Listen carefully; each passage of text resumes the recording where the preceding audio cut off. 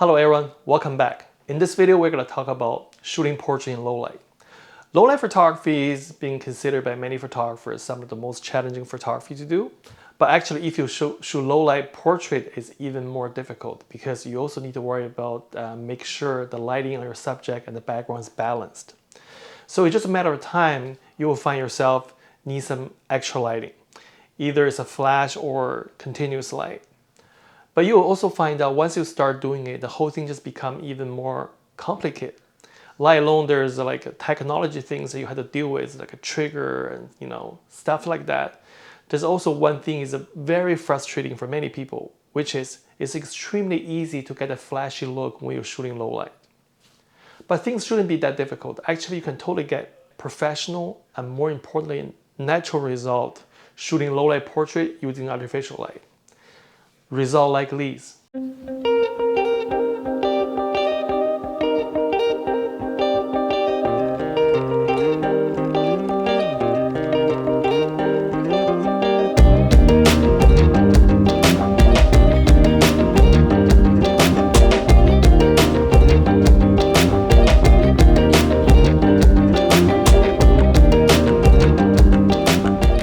in this video, I'm going to show you what my lighting setup for low light portrait.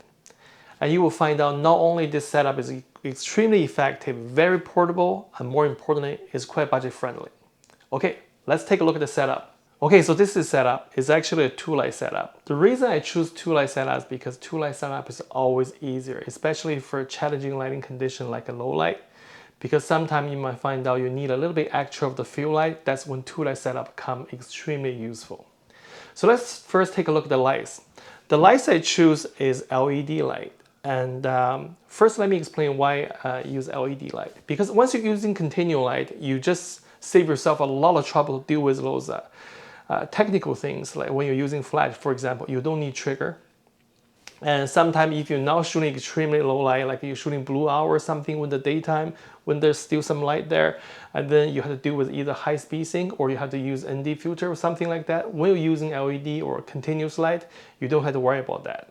That's the first reason. The second reason is when you're shooting low light, many times you're dealing with color temperature that is not daylight balanced. Think about like the low light situation, you're shooting blue hours or at night or indoor. So you're either dealing with like blue hours, the color temperature is going to be way cooler than the daytime, which is 5500 K. If you're shooting indoor, you're going to deal with tungsten, which is way warmer than the daylight. So when you're shooting, if you're using flash and then you flash the daylight balance, you'll find out you're going to have issue with the color. But once you're shooting with LED, I'm talking about bicolor or RGB LED, you don't have this issue anymore. And this is why I prefer LED when I'm shooting low light. This is actually my go-to setup for low light. Whenever I'm shooting low light, I'm talking about an hour or two before the sunset, all the way till it gets completely dark, or when I'm shooting indoor, this is the setup that I'm going to use. The only thing that's not showing here is actually a small umbrella, and later I'm going to show you how to mount the umbrella on the light, stuff like that.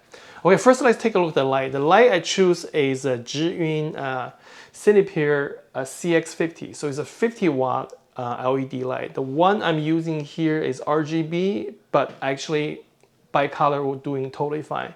Like for portrait photography, I think a bicolor is good enough. Like I've been using LED light for portrait for a long time. It's like more than 2 years, and I haven't found a single case I need to use the RGB function. Basically, bicolor you'll be totally fine. Unless you're doing a video, you want to do some funky stuff, that's a different story. Okay, and then 50 watt, why choosing 50 watt? So I tried different light before. Well, on location, I haven't tried anything more than 100 watt because most of the time I'm shooting, all the time I should say, I'm shooting with a light setup. I don't use a large light modifier. I don't use anything more than 100 watt. I tried the Zhiyun Molex X100, and that one, like when it's getting dark, I almost constantly shooting at like a near like lowest power, like between 1% to 10%. So 100 watts is actually a lot. Like what is useful is like when you're shooting star when it's still bright out there, like say if the sunset is 6 p.m., you start at 5 p.m. And then that's when you still need some power, and then you're probably even shooting like near a maximum power. 100 watt, you'll be fine if you're using small light modifiers.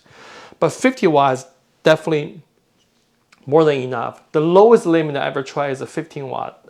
That's also a Zhiyun, I think Cinepeer, I think it's 15 watt light. I forgot exactly the model number, but I'll leave a link on the description so if you're curious, want to check out the light. That one is I use two 15 watt LED light. And it's still working fine. I got great result, but I do find out I constantly pushing my light to its limit because that time I using the umbrella. Not just the light is smaller, I also use a large like a light modifier. But 15 watt, I'm fine when I'm shooting like when the ambient is low. But 50 watts, I think is a good balance between the power and portability and everything. And also, you will find out this light is quite similar to the Zhiyun X60. That's a 60 watt light. The difference is like, other than their 10 watts difference, and this battery is fixed, you cannot detach the battery. But the thing is, I picked this one as my go-to setup for low lights because I try to keep the budget low. I want to, if I suggest something to you guys, I want to make it work for you and without you spend like unnecessary extra money. This one is around. So I think this one is on sale. If it's by color, it's 170 Canadian. Which is definitely cheaper than the X60. And the other thing is the battery is has slightly more capacity than the X60. And the runtime for this one, if you go with a maximum power, is 1 hour.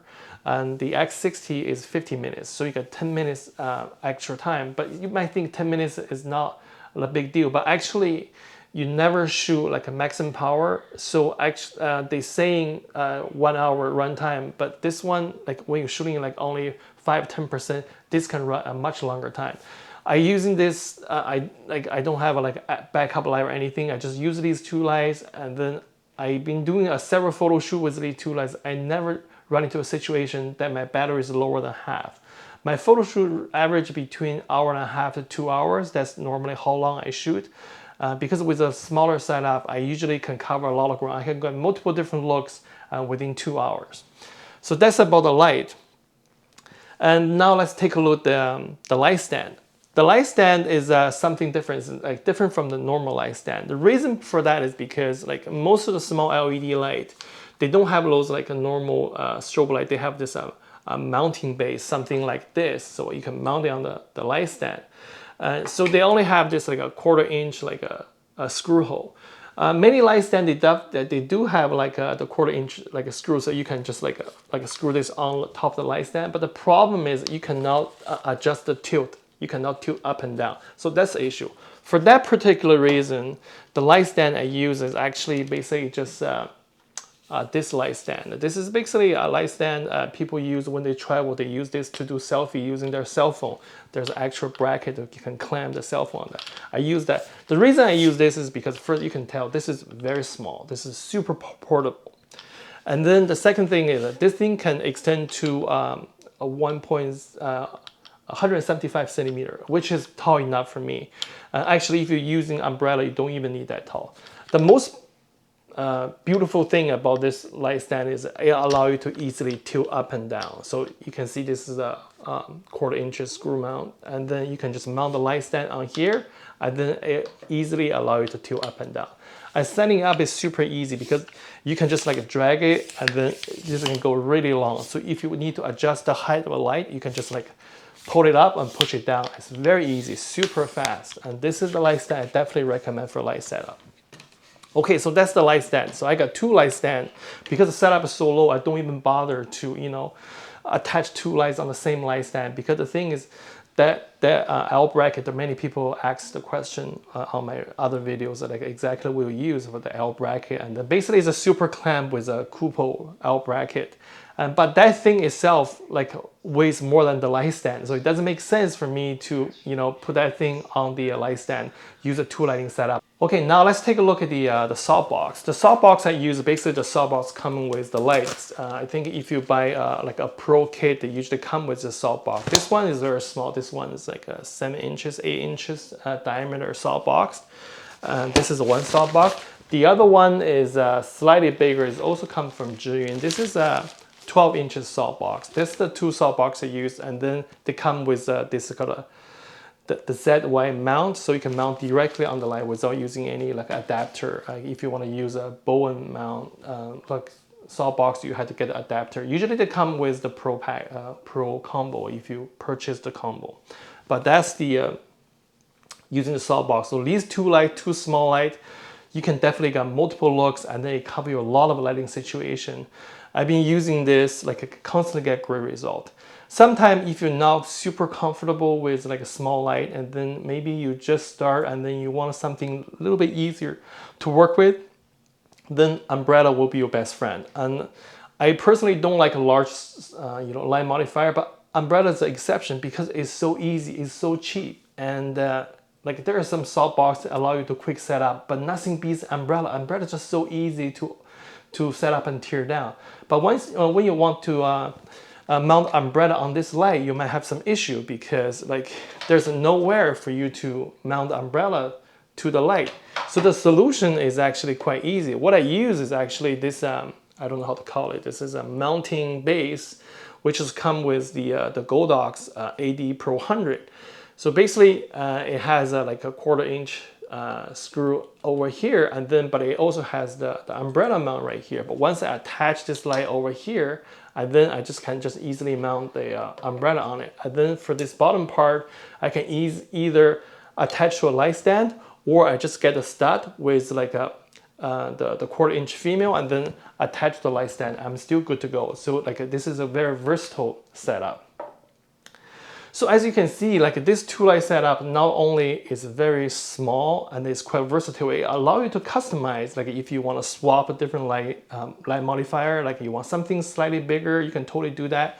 You can use this bigger one, 12 inches as a key light, this one as the fill light, or you can use this as a key light and then this as a fill light, or you can use the umbrella as the key light and use the 12 inches softbox as the fill light. If you prefer something larger light modifier, you can totally do that. This can just like easily customize to something that you're comfortable with. And then for the light, yes, like I personally suggest 50 watt because it just cost wise is a lot cheaper. And then this particular model I choose is also because I want to keep this setup more budget friendly.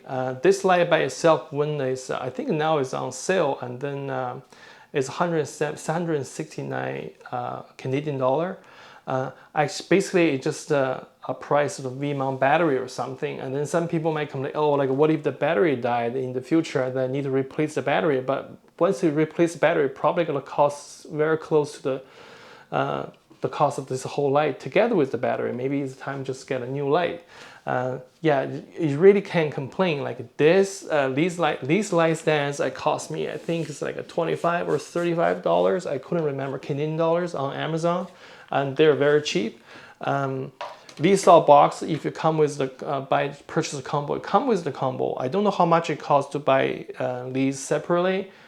Check out the Zhiyun website. I don't think they're gonna cost you a lot. This whole setup feels like it should be less than 400 Canadian dollars, and then that's include everything. And then the other thing is like you don't have to worry about spend money to buy the trigger, or sometimes if you're shooting now super dark, you're shooting like close to a golden hour, and then you don't want to deal with a high-speed thing, you had to purchase a separate ND filter. Like trigger, even the Godox one can easily cost you more than $100 by itself, and then let alone there's ND filter, you have to deal with stuff like that. This setup is just super easy, and no matter what camera, if you change the camera in the future, you don't have to worry about buying another trigger. It's just like a very compatible with any existing camera lens you're using. It's just super budget friendly and very easy to integrate to your workflow. Okay, so this is it. This is the lighting setup that I use, and I constantly get great result. I highly recommend you guys give this a try if a low light portrait is something you're interested to do. And trust me, like a low light portrait is super fun. And before, it's something like when I first started, I remember this is something I tried to avoid because I got really frustrated about it. But now I think about it, I think a low light portrait is probably my most favorite type of photography. Yeah, you should definitely give it a try. And then if you have any questions, like usual, just leave a comment. And if I miss any link or any product, just leave on the comment, and I'll answer you guys as much as I can. All right, thank you guys for watching. Now, I'll see you next time.